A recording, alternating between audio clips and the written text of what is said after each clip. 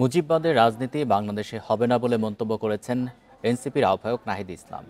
মুজিববাদের বিরুদ্ধে সামাজিক ও সাংস্কৃতিকভাবে প্রতিরোধ গড়ে তোলার আহ্বান জানান তিনি। দুপুরে সুনামগঞ্জ শহরের ট্রাফিক পয়েন্টে পথসভায় এসব কথা বলেন তিনি। অভিযোগ করেন, মুজিববাদ মানে একদলীয় শাসন ব্যবস্থা, লুটপাট, দুর্নীতির রাজনীতি। এজন্য মুজিববাদের হাত থেকে মুক্তিযুদ্ধের আদর্শ রক্ষা করতে হবে। নাহিদ বলেন, ফ্যাসিবাদ বিরোধী লড়াইয়ে ছাত্র জনতা শেখ হাসিনাকে উৎখাত করেছে। নতুন বাংলাদেশ ও নতুন বন্দোবস্ত প্রতিষ্ঠা না হওয়া পর্যন্ত লড়াই চালিয়ে যেতে হবে। শেখ হাসিনা একটি ফিটনেসবিহীন রাষ্ট্র চাপিয়ে দিয়ে গেছে বলেও মন্তব্য করেন নাহিদ। এর আগে জুমার নামাজ শেষে সুনামগঞ্জ সদর মডেল মসজিদের সামনে থেকে শুরু হয় পদযাত্রা। সুনামগঞ্জের পর সিলেট যাবে এনসিপির নেতারা।